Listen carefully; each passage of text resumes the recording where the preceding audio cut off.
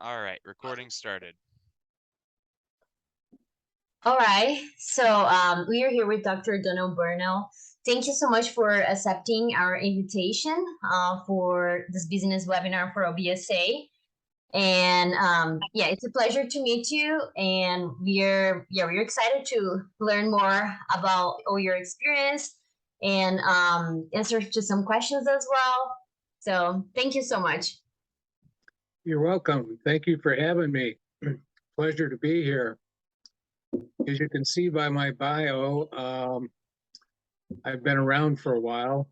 I had a 37-year career with Anheuser-Busch, better known to many people as Budweiser, the king of beers. I worked and attended college and university during my first 20 years with the company. That includes getting my associate in arts degree up through doctor of philosophy degree. I rose from the Los Angeles brewery worker positions to director of human resources for the brewing division. And during that time period, along with my many associates, we helped the company grow by 900%. We went from 3 breweries to 13 breweries in the domestic operation. And then we added some international operations. So it was a wonderful growth experience. I very much enjoyed it. We always worked 6 and 7 days a week, traveled a lot once I got to corporate, and it was a wonderful experience. In 1993, some of the programs that I put in place with the help of my organizational psychologist received awards from the U.S. Secretary of Labor, Lynn Martin, for diversity and inclusion initiatives. They were called the EVE Awards, and EVE stands for Exemplary Voluntary Efforts. I'm very proud of those achievements. When in about a third of the way through my career, I was promoted and transferred to our corporate headquarters in St. Louis, Missouri. And I enjoyed my new job, which I'll get into in a minute. But I also started teaching in the evening and weekend study programs for 2 of the universities here in St. Louis, Missouri. St. Louis University and Maryville University. I was twice nominated for Outstanding Adjunct Professor at Maryville University. I did not receive the award, but I was nominated, so I appreciated that very much. I'm in my 10th year now with UCLA Extension's Department of Business, Management, and Legal programs, where I'm an HR instructor. I rotate through teaching 5 human resource management courses. And this past May, I was honored to receive the Distinguished Instructor Award. So I'm very happy. I love teaching. So let's get started. I read this in a psychology course that I took during my university studies. And it's a quote from the late, great Dr. Carl Jung, who was a Swiss psychiatrist. And it goes like this. Quote, "The purpose of man is to find himself, then live accordingly." End of the quote.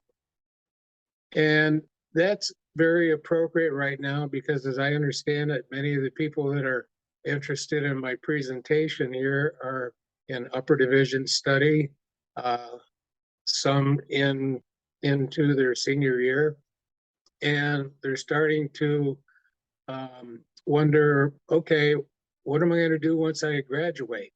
So they're starting to do some exploring in the job market to see what kind of positions are available and what they might be interested in. One of them that I understand several people might be interested in, especially those of you who are in the 10 program, is project management. And we'll get into that in a little bit. One of the questions that I was presented with from you people is, what is human capital?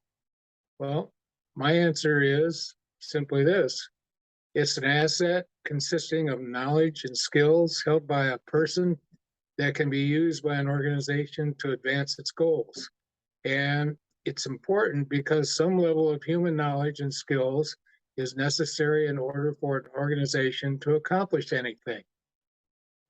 So, how do you acquire it? Okay. Well, I think the first thing you need to do is know what the basic components of human capital are. And I put a list together here. There are skills, qualifications, and education, your work experience, your habits and personality traits, social and communication skills, your problem solving ability, your self and people management, and all of this adds up into your having built your individual brand image. So, how do you make your human capital stand out? Well, you have to ensure that the above components here are addressed and maximized to the best of your ability. And many of your students are doing that. And I'm very proud of you. The TEM program is outstanding. Several years ago, I saw this and it kind of cracked me up. This is an exaggerated form of an interview bias. And what's happening here is the applicant for a job is meeting with the president of the organization, and the president saying, you know, we need more people like you in our organization. And there's something about human nature that suggests that when you look at somebody, you either really like them or they're okay, or there's something about that person I really don't like. Now, in the employment arena, it's fine if somebody looks like you, but they have all the knowledge, skills, and abilities to go along with being effective performers on the job. But if you're just saying, I'm going to hire so and so because they look like us, and so therefore we got here, we made it, they would too. That's not necessarily the case. So I'll get into that in a little bit too. Now, you want to know a little bit about interview habits? Well, I've had some interesting interviewing experience in the past. I've had candidates who failed to properly research our organization. And you can tell this pretty early on in an interview. And when this happens, it tells me that they're not really very serious about the company, that they're probably just shotgunning out there to try and find out, whether or not they like the company or the job, or maybe they're interviewing for several organizations. This is just one of them, which means they're not really that important. And as far as their wanting to really hook on with us, I've had people who didn't understand what the job description said about the position. One of my early questions would be, did you have a chance to thoroughly review the job description? And if they said, well, yeah, I saw it. I saw it some time ago. Tell me a little bit about what in that job description said that you'd be interested in this position. When they start stumbling around and so forth, that's an indicator that they really don't know what they're there interviewing for. And people have often, not often, but from time to time, they don't show up on time. Now, there can be a variety of reasons for that. I had one individual that I said, okay, you're 30 minutes late. Can you assure us if we were to bring you on board that you can get to and from work? Well, I'm not sure. My car, gets on the fritz from time to time. That's what happened today. And, if it goes out, I don't know, and when they respond in that way, well, that's an indicator that you're probably not going to interview them or hire them. A lot of people don't realize that the interview is never over. we had a process where we would bring candidates in and they would go through a variety of interviews throughout the day. And one time we had this individual who, during lunch, thinking, oh, this is a good time to really relax and enjoy myself. And, there was a lot of small talk going on around the table while they were eating and so forth. And somebody said, well, what do you think about our beer? Well, your beer is good, but quite frankly, I like wine. I'm not really into beer. Well, in our company, you better really be into beer, especially if you're in the brewing division and you're going to be making that product. So, needless to say, that interview was over after lunch. I did have a situation where, and I had a couple of them, quite frankly, where I put some stress into the interview. I had one person in particular that I really liked, was interviewing extremely well with us. And I asked a question and he gave me kind of a milquetoast uh, answer. And I looked at him, I said, you don't really believe in that, do you? Tell me what you really believe in. What would you do in that situation? I need to know. His face got real red and he's, looked at me like, well, I said, no, just tell me. Let me ask the question again. And I did. And he thought about it and he said, well, this is what I'd say and how I'd handle it. And I said, okay, I got that. So what happened later on was we hired him. He grew with the corporation. He became a senior manager. And at one point in time, well, what I told him was, I need to know that you're going to be able to handle some tough situations because our CEO is a very tough individual and he might press you on something. And I want to make sure that you can stand up to those questions uh, that he's going to be asking you and so forth. And so this person called me up one day. He says, I now understand fully what you were talking about. I just had a situation whereby me and the plant manager were out in the parking lot and our CEO was giving the plant manager all kinds of grief. And he said, I'm so glad that wasn't me, but if that was me, I would have been able to answer those questions easier than the plant manager did. So I really, really, really appreciate your having done that to me during the interview. I just thought you might like to know that. And I said, well, good. Thanks for sharing it with me. I've had candidates who say, why do I have to fill out the job application form? I already gave you my resume. You have my my diploma. You've got my grade transcripts and so forth. You already have that information. Well, it's very, very important to fill out the job application because there are questions well beyond just what you were providing with your transcript and college degree and your resume. So what that tells me is the person's not really willing to play ball with the system. And that raises a red flag. That's not a good thing.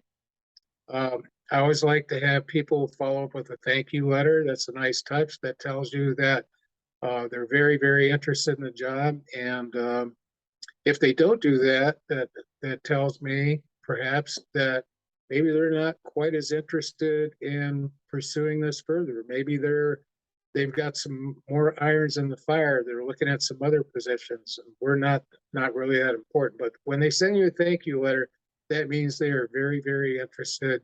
They liked what they saw when they came in and were interviewed, saw the operation, the department, met with different people. So that's a good indication. I've had some people, I was always big on providing grade transcripts and college diplomas. And part of that is because when I would look at the grade transcript, if I were to see a D or an F on a transcript and I look at the transcript a little bit further and say, okay, they got a D or an F in this course. Did they take it over again? I looked further. Oh yeah, they took it over again and they got a B or an A. I'd ask them, what happened here? You say, well, you know, and they would tell me why they didn't do well in that course the first time around. And they just couldn't live with that. He said, you know, I could do better than that. So I took it over again and I did much, much better. And what that tells me is if they were to make a bad batch of beer and it didn't, you know, that we'd have to dump, get rid of, and we'd lose money in the process.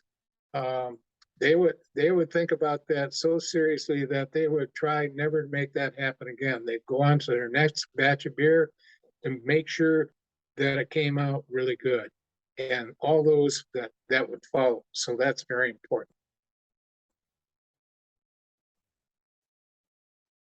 So one of the questions that you wanted some answers on were, how do you respond to interview questions? Well, I've come up with 3 examples, and I reviewed them with Garrett.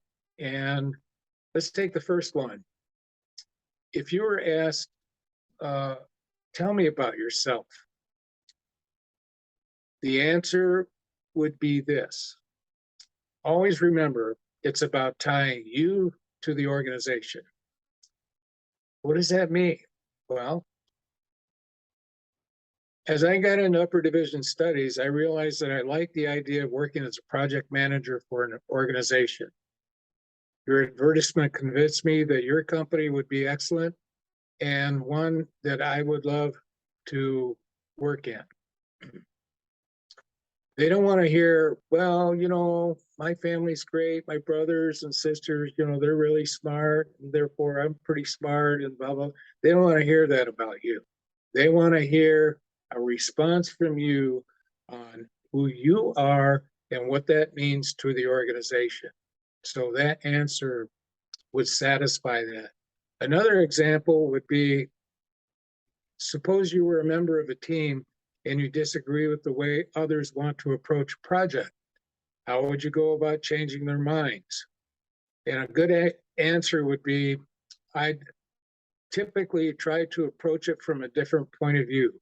For example, I would apply the 6 thinking hats, which is a way of investigating an issue from a variety of perspectives, but in a clear, conflict-free way. I think that's a really good answer.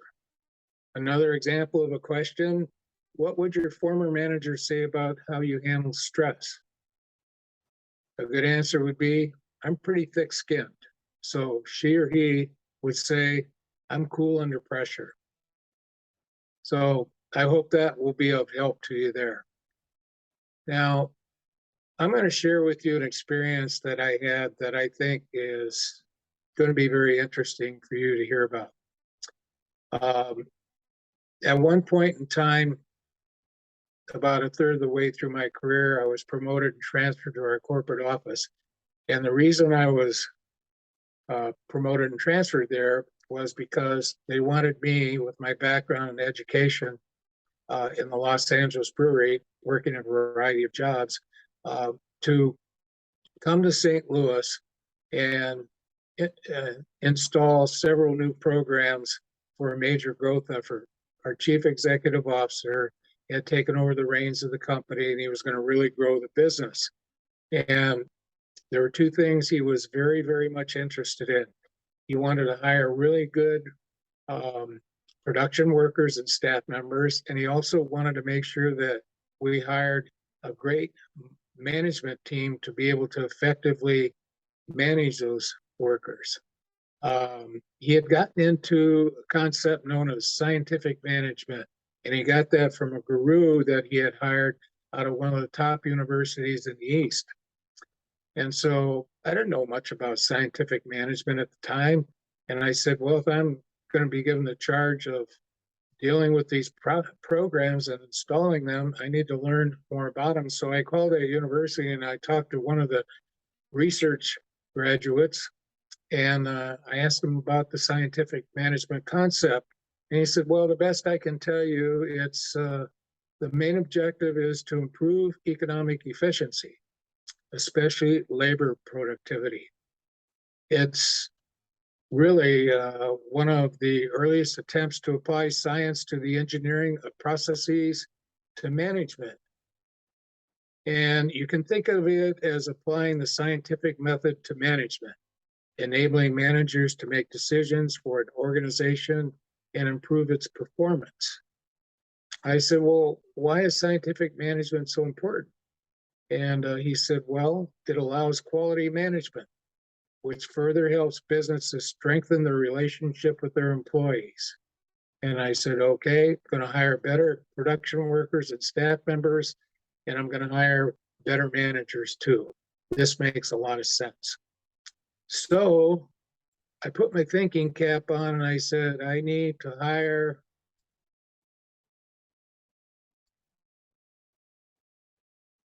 somebody to help me do this. And I hired 2 organizational psychologists. And together, we talked about this whole situation. And one of the psychologists was put in charge of working with the production worker testing programs and staff people testing programs. And then the other organizational psychologist was put in charge of working with me with the management personnel that we were going to be hiring. And we did a job analysis, went out in the brewery, and we talked to a lot of the managers, the senior, middle, and first level managers. And they told us all about the jobs, and we generated a lot of information. And the outgrowth of that job analysis, which took a couple of months, was our coming up with what I like to refer to as 11 meat and potato management qualities that are very important. I have them listed here. The qualities are decisiveness, which means readiness to make decisions, render judgments, take action, or commit oneself. Initiative, actively influencing events rather than just passively accepting them. Self-starting. Judgment, the ability to develop alternative solutions to problems, to evaluate courses of action and reach logical decisions. Leadership, the effectiveness in getting ideas accepted. Management control, the skill in establishing procedures to monitor or regulate processes, tasks, or the activities of subordinates. Oral communications, effectively being able to express individual or group situations, which includes gestures and nonverbal communications. Planning and organizing, problem analysis, resiliency, which is the ability to handle disappointments and rejection while maintaining effectiveness. Sensitivity, the skill in perceiving and reacting appropriately to the needs of others. And written communications, the ability to express ideas clearly in writing and in good grammatical form. And I said, okay, Mr. Psychologist, we've got all this information. What do we do now? He said, well, we're going to be hiring a lot of people. We're told that we have to go to location number 1 and start the program. So we need to have some kind of a system on how they're going to advertise their job openings and process people through it and what that's going to ultimately look like. So I put my thinking cap on and I came up with what I call the double funnel effect for systematic management, selection, and mobility. And the bottom funnel here represents the large mouth of the funnel, the available applicant pool, internal and external candidates that we would put through the background checks, the looking at their resumes, their grade transcripts, their job performance, their work performance in other companies if they were being looked at from the outside, and so forth. Then the departmental and industrial relations, which is now human resources, interviews. And those would take place during the screening and interviewing process, which is the middle part of the funnel. The finalists, we decide we decided, okay, these people look really good. We have to make darn well that they're going to be able to effectively do the job. And so my psychologist said to me, one of the things we can do is we can put them through a management assessment center. I said, what is that? He said, well, it's typically a series of business game activities, and we will train our managers and supervisors to observe their behavior during uh, the assessment center activities, record the behavior, rate it, discuss it, and then write a report whether or not to hire or promote the individual. I said, okay. So that's what we did. And so we ended up here, where it says finalists and then assessees, we let the brewmasters and plant managers make a decision as to, of all these people that went through this funnel to this point, who are we going to send to the assessment center? Who are we really high on? They've told us how good they are. They look great on paper and so forth. We want to take that one last look at them to see if they can really actually perform on the job. So those assessees that were eventually hired that did well in the assessment center came into our system in entry-level supervisory positions. And they began their career with the company. They eventually worked over time into middle management and top management.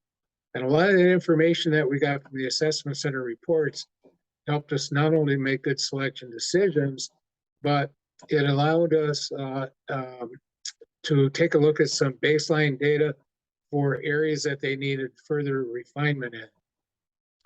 So what does an assessment center look like? Because, you know, college students are used to being tested and doing presentations and being graded for them and so forth. That's the same thing as what assessment centers are. And you may have to go through one at some point in time. It depends on how sophisticated your organization is. But our assessment center, we're trying to measure all of these qualities in the various exercises. One of them was a business game, and you can see here that almost every quality actually was measured in the assessment center in that particular exercise. Whereas in the schedule, then they had to put together a manpower scheduling exercise, and not all the qualities like decisiveness or initiative or leadership or management control could be measured there, but judgment, oral communications, planning and organization, so forth could. Then we had them in the afternoon go through a simulated interview. How would you handle a problem employee? And we would give them the background, the scenario. They would go ahead and do that. One of the assessors would do the role play. And these were the qualities that would be measured in that exercise. And then finally, we had them close out in a group discussion type format. Again, many of the qualities could be measured. The outgrowth of that effort was what I'm showing here in this graphic illustration. And location number one, we at one point in time stopped and said, okay, let's take a look at the program. We're getting a lot of resistance. People are saying this is taking up too much of our management time, going to the assessment center and doing the work. We have to pay extra money for people to come in and go through the assessment center. Like, we're number one, why do we have to be doing this sort of thing? And when we looked at the list here of how the people that we actually hired on the job versus the ones that we deselected, it was really obvious. The top line, number one here, are the 102 candidates that we selected. You can see all of them on average came out well above average in performance. Whereas the candidates that we did not hire or deselected, their overall job performance on average was below satisfactory. Some of these people, through the traditional interviewing and background checks and resume screens and interview impressions and things like that would have gotten into the system had we not done the assessment center. So this was very, very important in revealing information for me, because I was able to then get people to put up the caution blocks and say, okay, but this looks good. How are they actually doing on the job? Okay, so a year after they were on the job, we interviewed the senior management team and we said, okay, of these 102 people that we hired at this location, how are they performing? 40 were outstanding, 33 were superior performers, 21 were satisfactory, 3 were marginal, and only 5 were poor, performing poorly on the job. That's a batting average of 92%. That is unheard of in traditional hiring methods. So this allowed me to roll out the program a lot further in the organization. It caught on like wildfire. And, you know, I'm very proud of that whole program and that effort, and having been the pioneer in installing it. So we've now come to the point for which you want to know a little bit about resumes and resume preparation. I use this format here when I'm working with clients that I've had in the past, and plus I didn't do so much with people at Anheuser-Busch, but I did have some subsidiary operations that had people that were being considered for promotion, and they had to put their resumes together. So I put them through this process, and I got this through through Harvard Business Review. And what I really suggest here is that a great resume should be tailored to the job and the type of the position that you're applying for.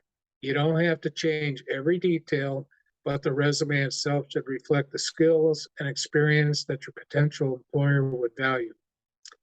So information that you want to include in the way of contact information are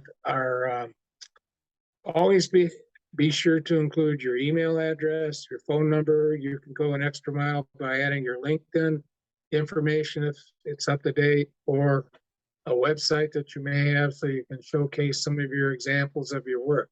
What you don't want to include is a list of references. You really have to need to put references available upon request on your resume. Hiring managers, if they're really interested in you and you advance in the hiring process, will ask for them. Definitely don't put a picture in there, because it doesn't matter how strong your selfie game is, including your photo of yourself makes you look unprofessional and could introduce unconscious bias. Okay, that person looks like so-and-so, they don't look like me, therefore I'm kind of on the margin about whether or not I want to hire them.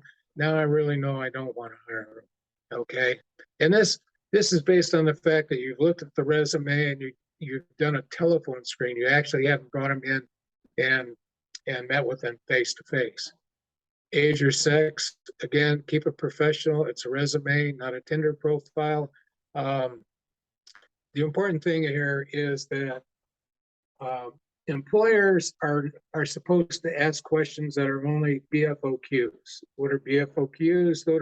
Those are bona fide occupational qualifications, and they won't be asking for a picture. They shouldn't be asking for your age, your sex, your religion, things like that. You want to use action verbs. So your resume is a marketing tool, so stick to the action verbs. What are action verbs? Well, I've come up with some examples here in this format here. For leadership, organized guest lecture series featuring over 40 prominent researchers in the field of sleep medicine. Or I coordinated media campaigns for Facebook, Instagram, and Snapchat. In the communications, I presented monthly, quarterly, and annual spending reports to the CEO. I collaborated with business teams to streamline production release strategy plans. I directed implementation of a $50 million tech project for 10 major US airports. Now, students at your level right now won't have that kind of background information, but we'll look at some resumes here in a minute. As far as technical aspects, I launched first paging network across India, managed operations and customer support with a team of 70 customer care agents. I built new checked baggage fees model and projected revenue stream of $12 million by forecasting changes in passenger baggage. I installed Macintosh systems for over 30 new hires.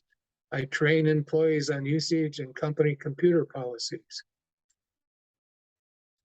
As far as organizational skills are concerned, I reduced application testing time by 30% by automating shorter testing phases for off-cycle projects. I monitored a $1 billion annual IT budget. I prepared sales activity reports, and so on and so forth. You want to make it presentable and easy to follow. Be consistent in format, balance the white spacing, use consistent spacing, underlining, italics, bold, and capitalization for emphasis. List the headings in order of importance. With the headings, list information in reverse chronological order, most recent first. Make sure your formatting will translate properly, especially if you're going to have it converted to a PDF. Keep it to just one page. If you're a mid to late career professional, it's fine to make it 2 pages. Don't forget to proofread it. Use narrative style. Don't use personal pronouns such as I, but I'll talk about that in a minute. Don't start each line with a date. Don't abbreviate. Don't use an elaborate template with too many colors because it'd be too distracting. I've offered a sample of a resume here. It's for a project manager type individual because I'm leaning toward your students getting involved in project management at some point in time. And what they were talking about, the headings and listing them in order of importance, you can see here, the heading is professional experience. This person's current position is with this company as a project manager, 2020 to the present. And then in descending order, previously they worked for another company as electrical project engineer, 2016 to 2020, and this other company as a junior electrical engineer from 2012 to 2016, and then listed their education and then skills and other abilities. Knowledge, skills, and abilities, very important to put in this area. Now, once you get the resume drafted and you're ready to mail it out, you should put a cover letter to it. You know who the business is and where you're going to send it, and the cover letter should look something like this. Dear Mr. Lee, I am writing to you to express interest in the graphic design position as advertised in Indeed.com. As a recent graduate with experience in 3D animation software and the Adobe suite of software, I believe I am a strong candidate for a position at Kansai Collaborative Arts. During my time at the University of Northern State, I was awarded the top prize. So you see, you're hearing I in here. It's okay to use I in the cover letter, but you don't want to use it in the resume. The last thing I'm including in this presentation here are 2 things that I think you ought to consider using. These are links to information sites that will help in preparing to understanding what various jobs entail, and more cover letter examples for students and recent graduates. So the ONET online program is an application that was created for the general public to provide broad access to the ONET database of occupational information. I mean, this thing is just an incredible job site. It offers a variety of search options and occupational data. And in there is a concept known as My Next Move, which is a streamlined application for students and job seekers. I strongly suggest that you take a look at everything that ONET has to offer, because you can go in there, you can say, okay, I see an ad for this position. I wonder what that position is really all about. I see if it really jives what the job description is like in ONET. And ONET will pull it up. You can go in there and you can find out what a salary would be for a certain position. It's just got a tremendous amount of data. It's put out by the Department of Labor, and they try to keep it current, but things are moving so fast anymore. Sometimes some of my students will say, it's a little bit out of date, but there's really a lot of tremendously important information in it. So the other link here is cover letter examples for the students and recent graduates that I told you about. You can take a look at that. There's a million of them in there, and hope that will help you. That's really all I have to say here today. I will now field any questions that you may have. I hope you found this helpful. All right, thank you so much, Dr. Burnell. I just realized you, like, in the beginning of the meeting, like, I didn't even introduce myself. So I'm Mariana Madu. I'm the president of OBSA, and we're here with Garrett Burnell. He's the VP of Finance. And now we're gonna open for questions. I have some questions, actually. So the first one is, like, going back into your experience. I would like to know more about, like, how was to be part of the 900% growth of the company, and what was your biggest lesson from this journey? How did the 900% growth take place? Okay, well, when our chief executive officer was fourth generation Bush family member, took over the reins of the company, he decided that, we plateaued out. We have several other companies in the industry who are challenging us. They're come up with new products that are catching on like wildfire. I can handle this. I want to really grow this business. So he said, I really don't know everything that's absolutely necessary. So in order to do so I'm going to need some help. So he enlisted the help of the department chair of a top university in the East. And that became his guru. And his guru opened his eyes to a whole new way of looking at the business world. That's where the scientific management concept came into play. And he started hiring a really good senior management team to complement him. And he said, I'm a very strong individual. I know I can grow this business. I will grow this business. And I think the biggest takeaway that I had from it was I never expected to grow to a very high level in the organization. I just like coming into work every day, doing a darn good job, keeping my nose clean, and getting solid results. But as we started growing the business and coming out with more and more product lines and getting new breweries and so forth, I said, this is amazing. This is wonderful. And then we got involved with a whole new way of running the plant operations. We're now tied into our technology. We're uh, PT driven, we're computer driven, logical, programmable, computer driven. We're no longer manually operating the business. And therefore, we had to make a hard decision as to how are we going to go about getting the kind of people and from where to really handle all this technological all these technological changes that are going to take place. And um, I set up some college relations programs across the country.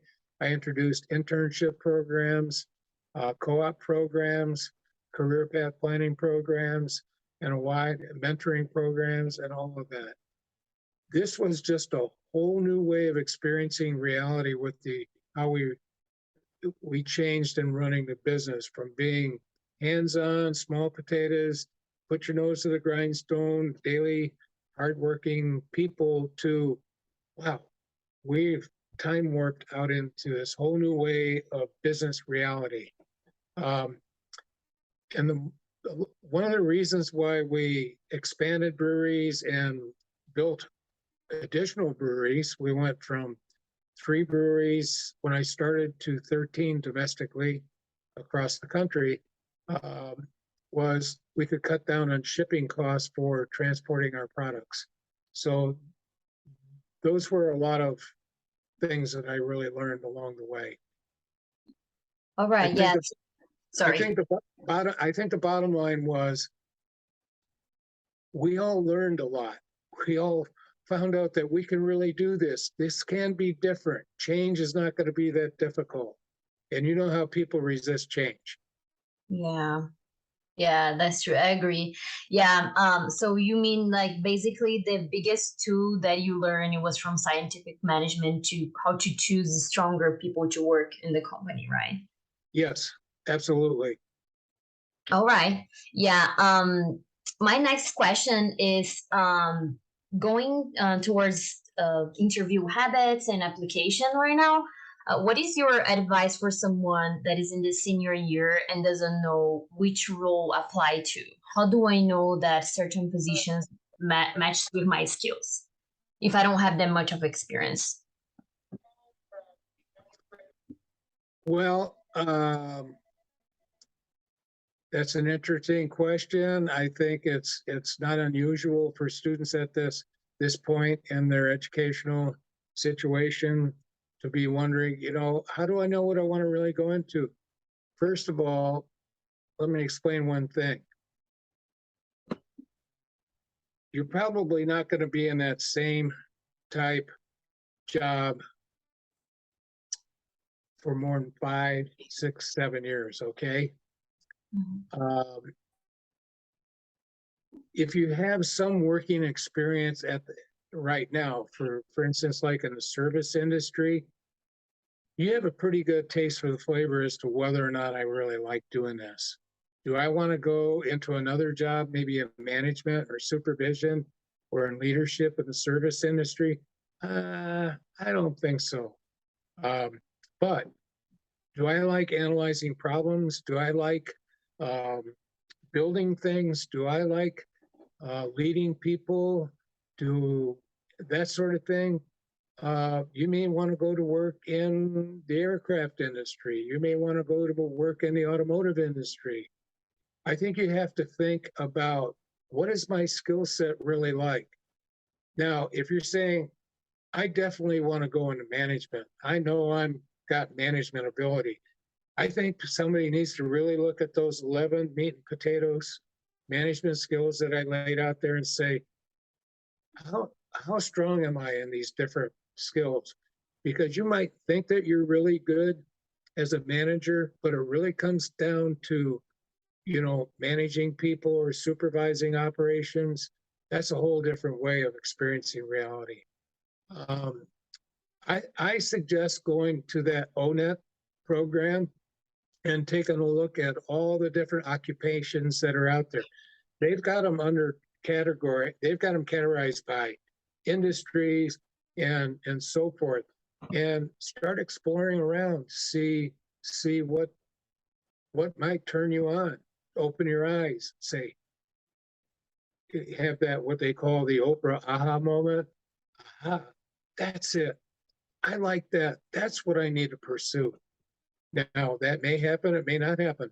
But if you're a junior, and certainly if you're a senior, you better start finding out pretty soon because you're going to be graduating and you're going to be going to work, and you don't want to just grab a job out of desperation. That's not going to be a good thing. Desperation meaning, I need money, I want to have my own place to live, blah, blah, blah. I'll take anything just to get out on my own and so forth. So I think now is a great opportunity. I consider strongly consider encouraging people to go to that ONET operation and see what it provides for them. All right. Yeah, thank you. My next question, now talking about interview habits, do you have any tips to avoid being too nervous for an interview? Do I have any tips for what? For avoid being too nervous for an interview and not like messing up, even if you know a lot, but being nervous and stressed out about interviews can go very wrong. So if you have any advice. Many companies are doing telephone screens, or they're doing Skype interviews, or doing Zoom interviews. You're going to get a pretty good taste for the flavor as to what the interviewing concept is going to be like, or whether or not you're going to be really interested further in undergoing additional interviews with the organization. If you do satisfy a telephone interview and you're invited to come in for a personal interview, there are a variety of interview types. There can be a series of rotating one-on-one interviews, and there can be panel interviews. I think the first thing you need to do in order to de-stress and get your bearings and collect your thoughts, if you're invited to come in for a personal interview at the organization, go to the interview and be there early. Get there 20 minutes to 30 minutes ahead of time. Don't go in the building, sit in your car or be outside somewhere, and take the time to just kind of go over any questions you think you might be having to answer. If you have to give a presentation, run through your presentation, and just get there early, de-stress. Getting there early allows some buffer time for you to, in case anything happens, so that you can collect your thoughts and mentally prepare. And that is very, very important. I think when you walk in the door, you're going to get a good feeling as to how things are going to go by the way that somebody meets you and greets you and invites you into the company, put you at ease in a room or not at ease in a room, or whatever the case may be. There is no perfect system. The best thing to do once you get in the interview is just be yourself. And managing stress requires a little bit of discipline, and part of it that is concerned relative to being interviewed is to do some of the things that I just suggested, and just take some deep breaths. Try to relax, try to stay composed. Think about what is the worst thing that can happen? I don't get the job. That'll be okay. I got a few other things in the fire that I'm looking at.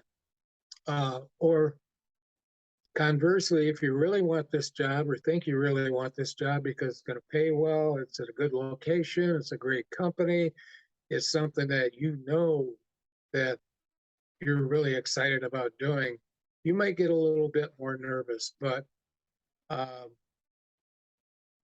that's about the best I can tell you, Mariana. I hope that's helpful to you. Yeah, that's definitely helpful. And right now, what do you think what are the main skills that companies look when hiring new grads?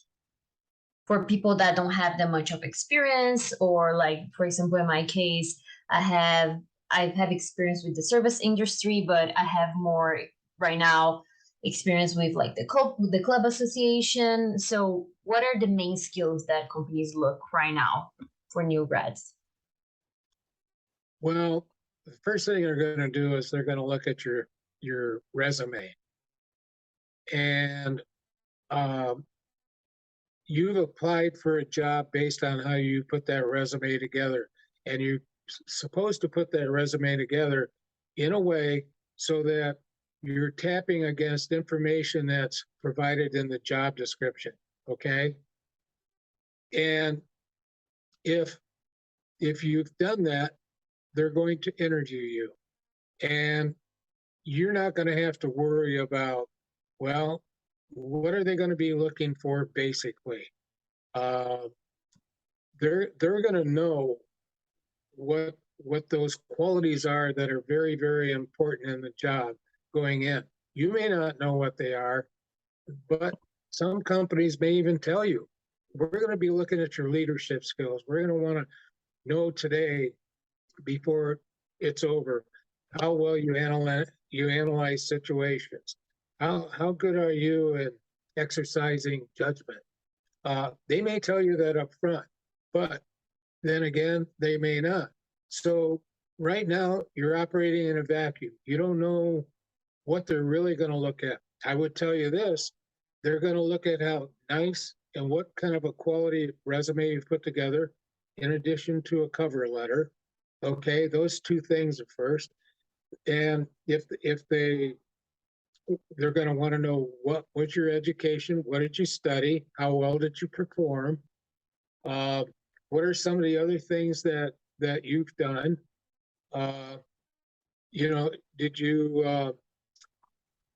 did you do any community service type stuff? They like to know that. So that's pretty much it. I mean, there's no just what do I want to say, boilerplate things that they'll be looking for. They'll be reacting to what you provide them in the way of that cover letter and the resume, and then going from there. All right. Okay.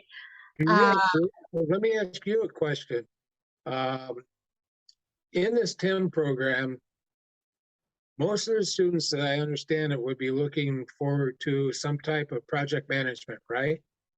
Yeah, project or product management is the goal. Okay, so the issue, you already know what's probably going to be required. You're going to have technical skills. You're going to have management skills. The issue then becomes, what industry do I want to go to work in? That's your decision, okay?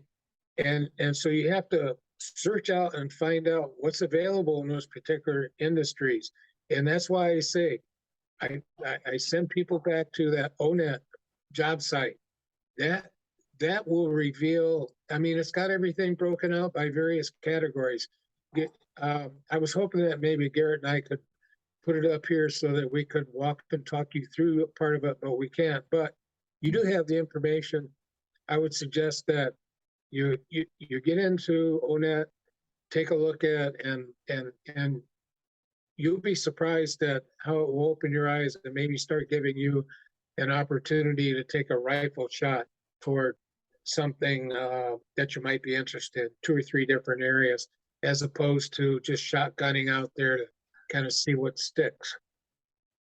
I All know right. I know it's a dilemma, and quite frankly, I never had to worry about that. I was so lucky with my career at Anheuser-Busch. Like I said, I just I just did my thing every day. I did it to the best of my ability. I didn't even cross my fingers and hoping it would work out just fine. It just happened for me. I just feel lucky. Yeah. But I worked hard too. Wasn't easy.